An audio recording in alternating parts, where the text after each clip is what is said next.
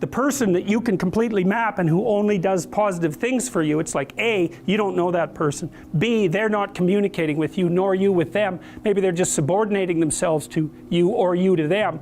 And you're not growing. You want someone who can, a real relationship is a wrestling match. It's a grappling phenomena that you both emerge transformed from. And that's what people want. They don't want a pushover. Not unless there's something wrong with them. Now, a narcissistic person who never wants to be challenged will want a partner who does nothing but deliver exactly what they're told to deliver, but they will mistreat them beyond belief. What does the optimal relationship look like in terms of positive and negative emotion? You might say, well, utopia, nothing but positive interactions. It's like, no. Imagine you get people to code the interactions they have with their partner during the day. You know, you sample it. You say, was that interaction positive or negative? And then what you're trying to do is predict the longevity of the relationship. Okay, so here's the data. If it falls under 5 positive interactions to 1 negative interaction, the relationship doesn't continue. Fair enough, too much negative. That's easy to understand. If it exceeds 11 positive to 1 negative, the relationship doesn't last. Why? No challenge. Right? What do you want from your partner? Bliss? No. No, you don't. So you'll have fantasies about the ideal. That often happens in a romantic relationship, especially at the beginning of it. Because you project your idealization onto the person that you're romantically attracted to. That's the projection of an archetype. So Jung would say, the woman will project an animus onto the man. The animus is her conceptualization of what the ideal man is. It's unconscious because it's rooted in fantasy. And the man will be in concordance with that projection in some areas. Those are the areas where she likes him, by the way, and will be discordant in other areas. And that's the areas where she constantly disappoints him as the relationship develops. So the projection is there in part to help the person understand who it is that they're dealing with, because when you meet someone, you have to assume something about them. It's the same as projection. You have to assume something about them, and if you find them fascinating, which is what happens if you fall in love, maybe it's because they smell good or they're symmetrical or something, you immediately assume that, well, those things really matter. You immediately assume that they embody the ideal. It's an oversimplification, but the oversimplification has a basis, and the basis is, if it's interesting to me, it must be close to the ideal.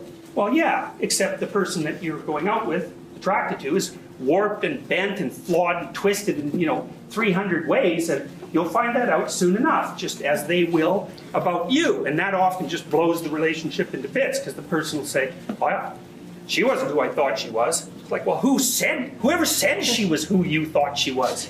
It's like, where did you get the misapprehension that she was going to be who you thought she was? God, what do you know? You're led around by your sense of smell and your ability to detect symmetry. You have an intimate relationship. You've had it for 10 years. You trust your partner. So what does that mean? You know where you are. You know who you are. And you have a pretty good idea of where you're going.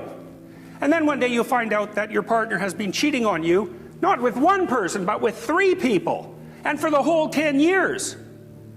Well, hypothetically, that comes as a shock, although you may have ignored many intimations that such might be the case. Irrelevant.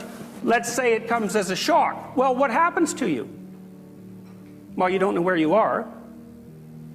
You don't know where you've been. That's interesting, eh? Because you think you know where you've been because you've already been there, but all of a sudden something can happen so that you are so flipped over that you don't even know where you were. So that means, in some sense, the past is dependent on the present. A very peculiar thing. You also have no idea where you're going.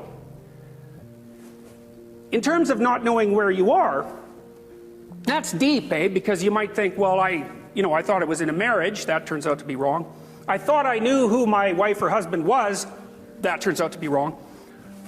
I concluded on the basis that I knew my wife, that I knew something about women. That turned out to be wrong. I thought I was in a relationship with someone I could trust. That is wrong. I don't know enough about trust. I'm obviously too gullible. And so what that does is throw virtually everything that's ever happened to me in severe doubt, right? That's the emergence of chaos. And that's this. Sometimes you're going from point A to point B, And something you don't expect manifests itself in the middle of your plan, but it's not such a catastrophe because you can just work around it. And then sometimes something pops up and like you just do not have a plan anymore. And so then you might ask yourself, just exactly where are you when you don't know where you are? And I would say that's a place. And it's actually a place that's well documented in classic religious and mythological stories. That's chaos.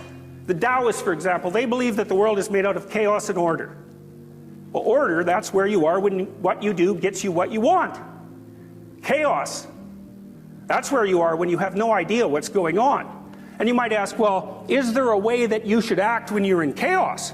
And the answer to that is, there better be, because it's a place you're going to visit several times during your life. And everyone visits that. And so let's say they got post-traumatic stress disorder because a relationship collapsed on them suddenly, which is quite common. You know, they get betrayed or someone leaves them suddenly, and then they don't know what to do, because, especially if they're conscientious, because then they just tear themselves into pieces trying to figure out what they did wrong to bring about that event. And the reason they're doing that is because they want to retool their perceptions and their actions so that the probability that they'll have the same experience again is minimized. And their mind won't leave them alone till they do it. And no wonder, right? Because if you fall into a big pit and you get really hurt, the first thing you should figure out is how to not fall into big pits anymore.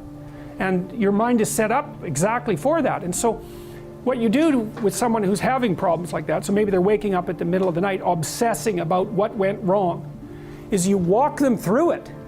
You do a situational analysis first, because one of the oversimplifications that people make, and this is especially true for conscientious people, is if something bad happened to me, I must have done something to deserve it.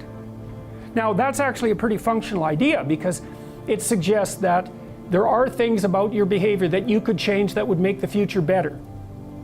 But the problem is that, say if it's the collapse of a relationship and you've been with that person for 8 years or longer, well, you did so many things with them that the idea that you did something wrong pretty much extends to every single thing you ever did with them. And that's, how are you going to fix that? And so that's part of the trauma, actually. The trauma is 80 million snakes all at the same time. It's like, well, forget it.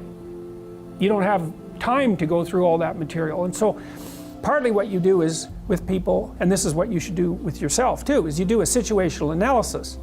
It's like, don't be assuming necessarily that the thing that happened to you only happened to you because of what you did or didn't do.